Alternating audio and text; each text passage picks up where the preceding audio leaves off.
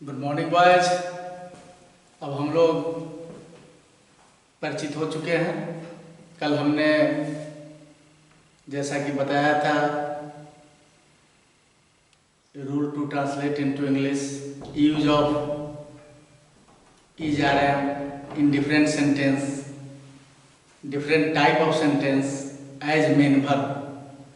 जब वाक्य में इज आर एम अकेले हो उस समय वह मुख्य क्रिया के रूप में प्रयुक्त होती है। उसे हम लोग मेन वर्ब कहते हैं, फुल वर्ब भी कहते हैं, प्रिंसिपल वर्ब भी कहते हैं। आज हम लोग देखेंगे इस क्लास में use of was and were as main verb.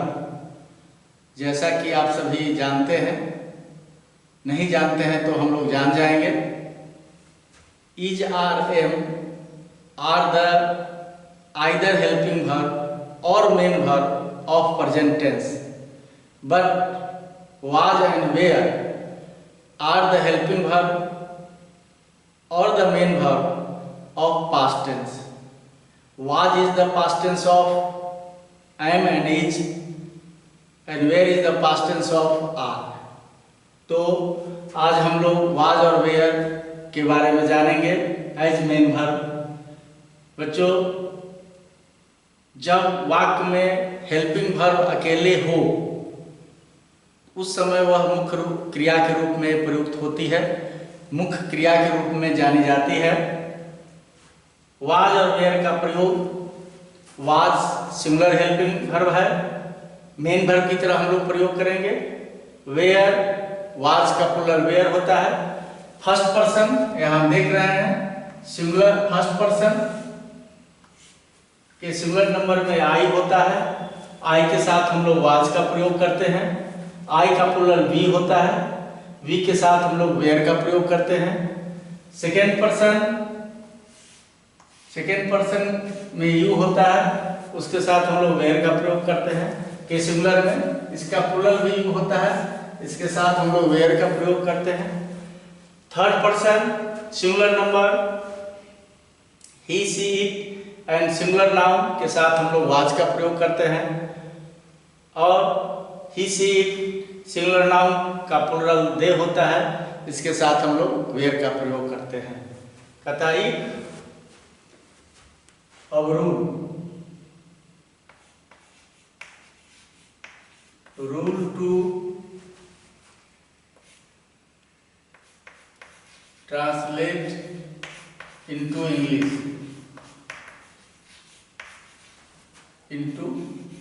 English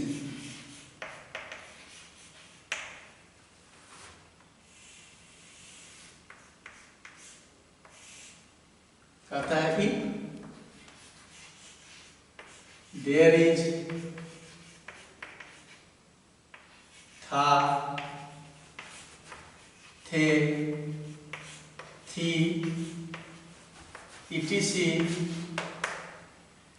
etc in the end of Hindi sentence. अगर हिंदी वाले वाक्य के अंत में था, थे, थी रहे and there will be adjective,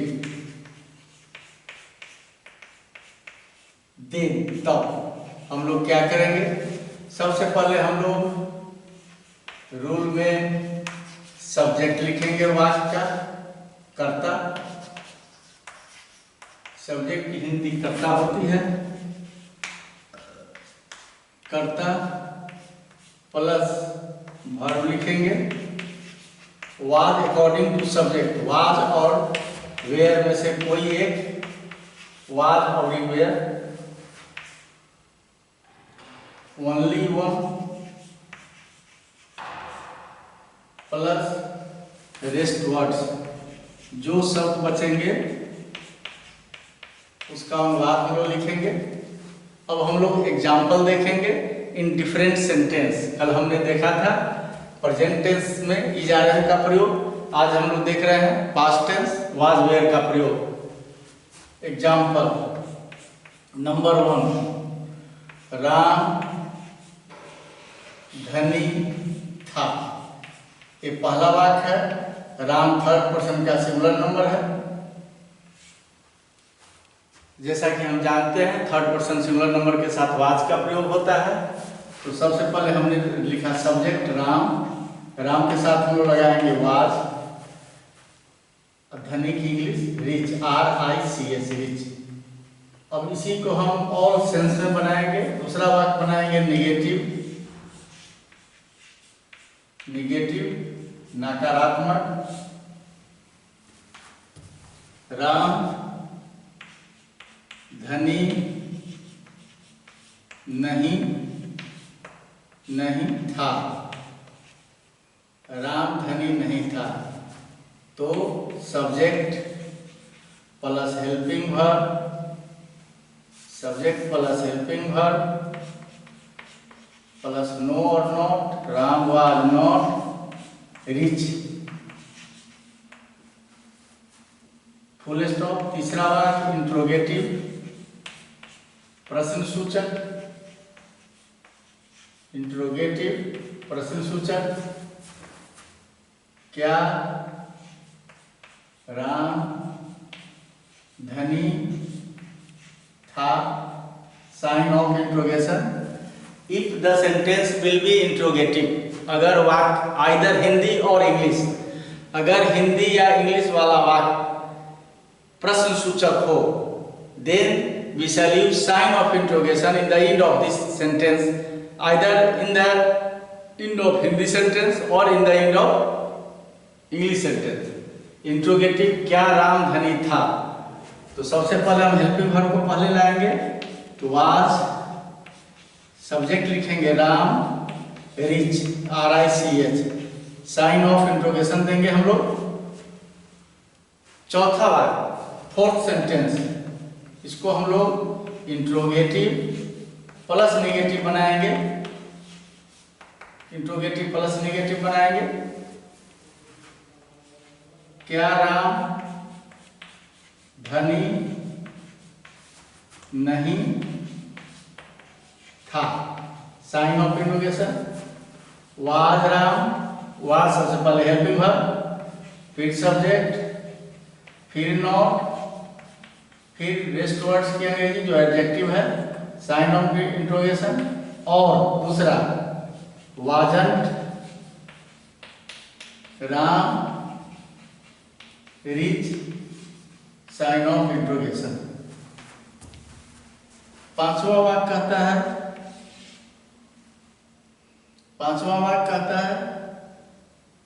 WH question से, जैसा कि आप लोगों को हमने कल बताया था। That question word which begins with W and H used to ask the question is known as WH question. इसमें सबसे पहले हम लोग why को लेंगे। why मीन्स क्यों, राम क्यों धनी था, sign of interrogation. Why was Ram rich, sign of interrogation. Sixth sentence, why plus not, why plus not. Ram क्यों धनी नहीं था, साइन ऑफ इंट्रोगेशन। क्यों एंड नहीं, WH question plus not.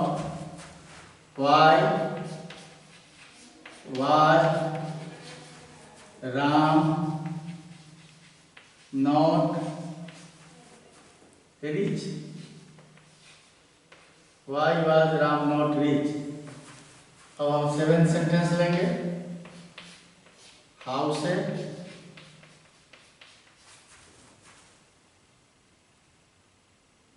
Ram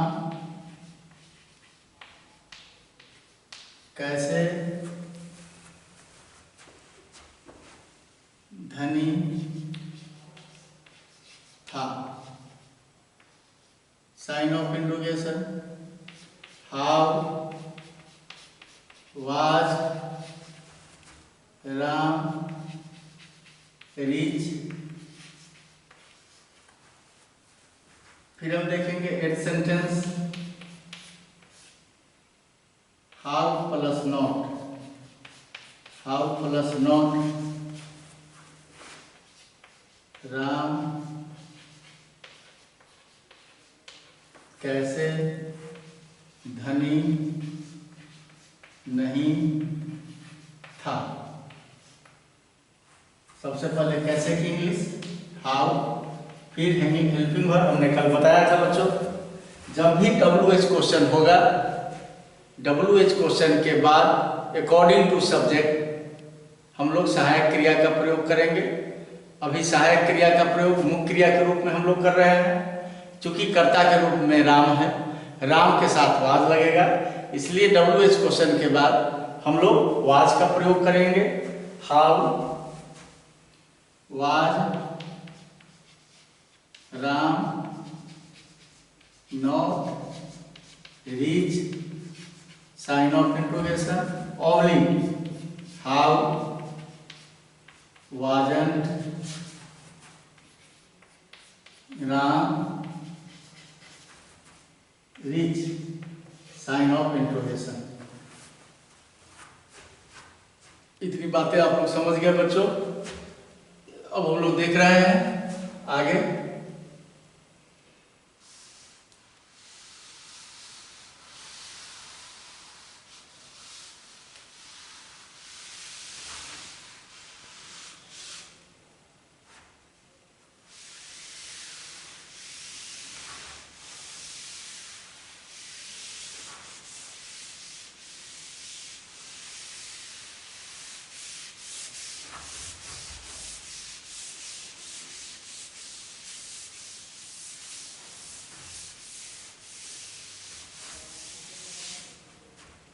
अब हम लोग देखेंगे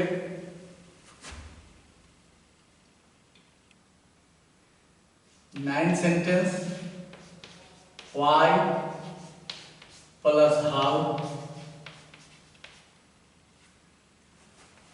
राम क्यों एवं कैसे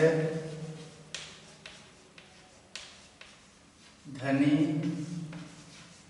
था। क्यों एवं कैसे धनी था, क्यों एवं कैसे, why and how. Helping verb subject के अनुसार was Ram rich, sign of interrogation. 10th sentence, why plus how plus not Ram क्यों एवं कैसे धनी नहीं था, sign of interrogation. Why and how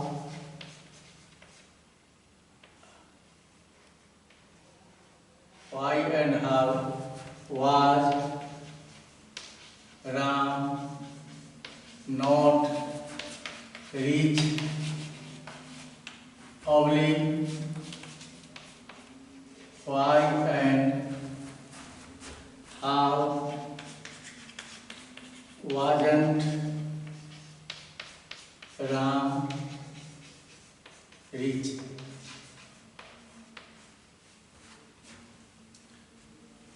11th sentence कहता है बच्चों, इफ देयर विल बी न, जैसा कि हमने कल भी बताया था, इफ देयर विल बी न in the end of Hindi sentence and there after there will be sign of interrogation, then and in the end of the sentence there will be था, थे, थी।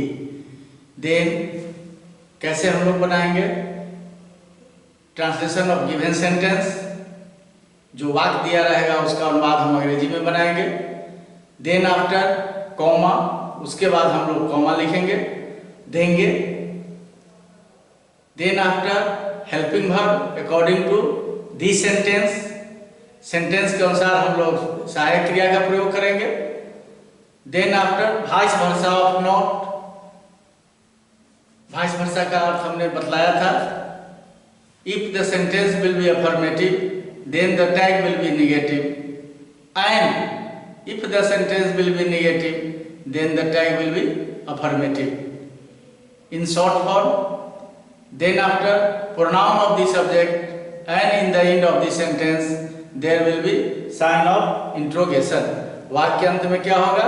प्रश्न सूचक चिन्ह, प्रश्नवाचक चिन्ह। कहता है if there is no in the end of the sentence, in the end of the sentence, अगर वाक्य अंत में नो हो, and there will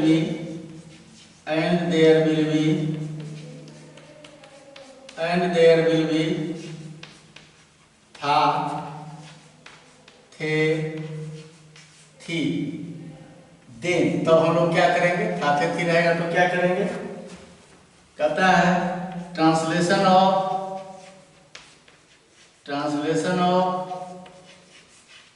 given sentence,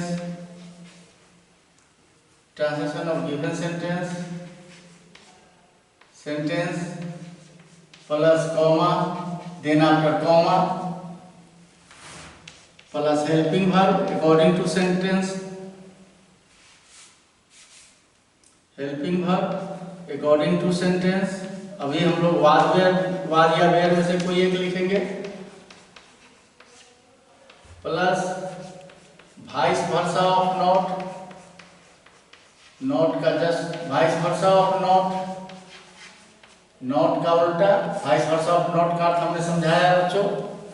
not in short form में, plus pronoun of the subject, कर्ता का pronoun, plus sign of interrogation. Example 11 sentence है, देख रहे हैं हम लोग।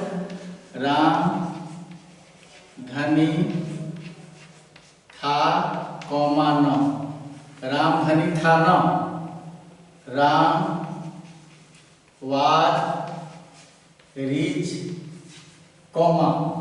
इसके बाद हमने यहाँ हेल्पिंग वर्ब क्या है बच्चों? वाक्य में वाज हमने दिया, नॉट का शॉर्ट फॉर्म लगाया क्योंकि वाक्य अफर्मेटिव है। राम वाज रीच, वाजन, और राम का प्रोनाउन ही। अंत में साइन ऑफ इंट्रोगेशन। अगर कर्ता के जगह पर थर्ड पर्सन सिंगुलर नंबर रहे और वह मैस्कुलिन जेंडर हो तो कर्ता के प्रोनाउन में हम लोग ही लिखेंगे। फेमिनिन जेंडर हो, सिंगुलर हो तो हम लोग सी लिखेंगे। न्यूटर जेंडर हो और सिंगुलर हो तो हम लोग इट लिखेंगे। अगर मैस्कुलिन हो, फेमिनिन हो या न्यूटर जेंडर हो, सब अगर प्लुरल हो तो हम लोग उसके बदले दे लिखेंगे कर्ता के प्रोनाउन के जगह पे। Sign of interrogation. 12 sentence. Ram धनी नहीं था न, राम धनी नहीं था न, Ram was not rich, comma was ही sign of interrogation. Vice versa का मतलब अगर वाक्य का अनुवाद अफर्मेटिव होगा तो नो की इंग्लिश में हम लोग हेल्पिंग वर्ब के साथ नॉट का प्रयोग करेंगे। अगर वाक्य का अनुवाद नेगेटिव होगा तो हम लोग नॉट को हटा देंगे, यानी टैग, इसको हम लोग कहते हैं क्वेश्चन टैग। टैग अफर्मेटिव होगा, जैसे राम वाज रिच, वाजंट ही, राम का प्रोनाउन ही। सबसे पहले हमने हेल्पिंग वर्ब लिखा वाज, चूंकि यह वाक्य अफर्मेटिव है, नॉट नहीं है, इसलिए हमने नॉट का शॉर्ट फॉर्म लिखा वाजन थी।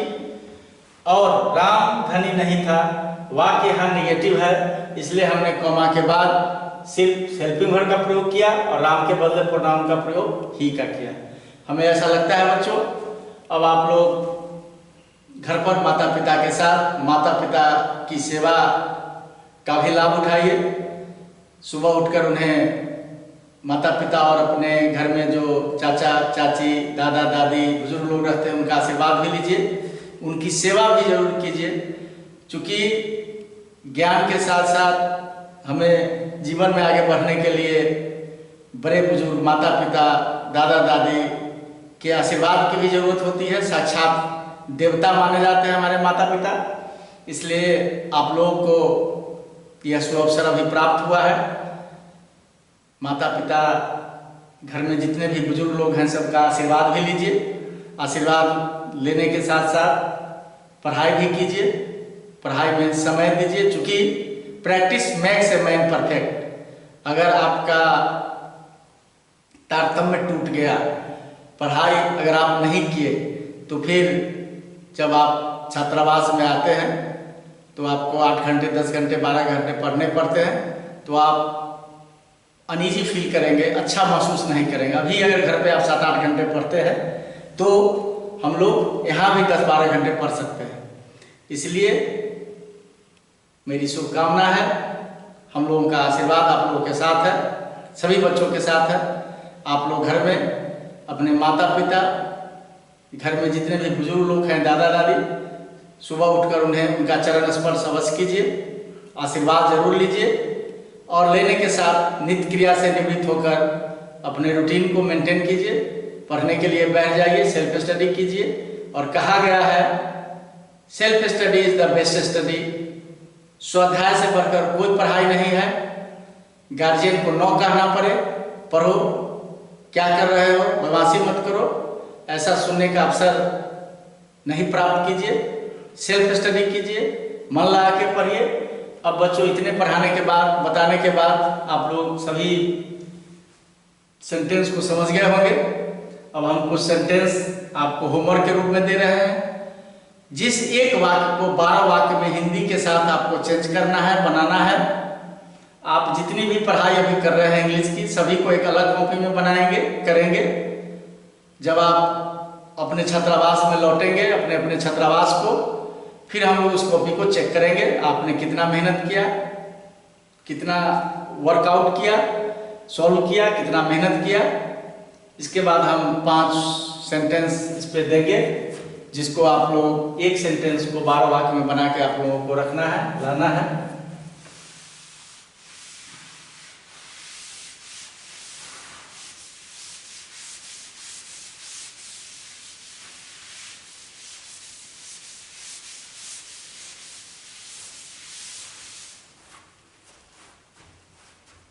सबसे पहला सेंटेंस है बच्चों,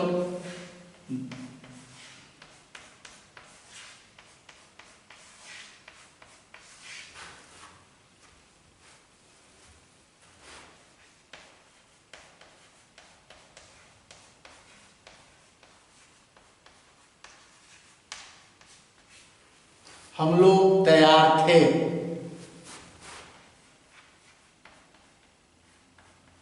आप लोग थके थे।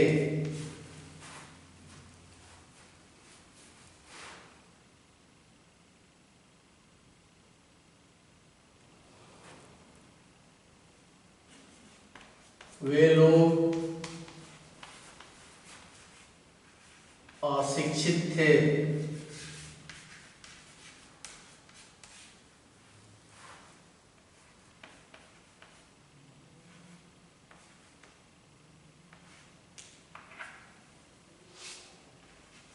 राम एवं श्याम धनी एवं ईमानदार थे। 5वां वाक्य है बच्चों,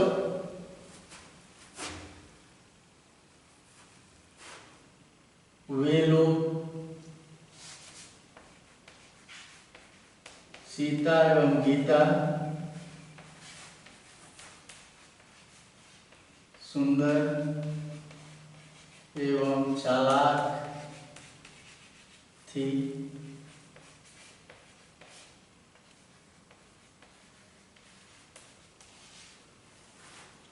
one into 12 senses with Hindi. एक वाक्य को 12 वाक्य में बनाना है हिंदी के साथ। यही आपका होमवर्क है। पहले हम हिंदी लिखेंगे, उसके बाद उसकी इंग्लिश लिखेंगे। जैसा कि हमने बताया है, हम लोग तैयार थे, पहला वाक्य। इसी को अगर हम ऑल सेंस में बदलते हैं, फिर नेगेटिव लिखेंगे, हम लोग तैयार नहीं थे। तीसरा वाक्य इंट्रोगेटिव, क्या हम लोग तैयार थे। चौथा वाक्य इंट्रोगेटिव प्लस नेगेटिव, क्या हम लोग तैयार नहीं थे। फिर हम लोग व्हाई से लिखेंगे, हम लोग क्यों तैयार थे। पांचवा वाक्य व्हाई प्लस नोट से, हम लोग क्यों तैयार नहीं थे। हाउ से, हम लोग कैसे तैयार थे। हाउ प्लस नॉट से, हम लोग कैसे तैयार नहीं थे। व्हाई प्लस हाउ से, हम लोग क्यों एवं कैसे तैयार थे। व्हाई प्लस नॉट से, हम लोग क्यों, व्हाई प्लस हाउ से, हम लोग क्यों एवं कैसे तैयार नहीं थे।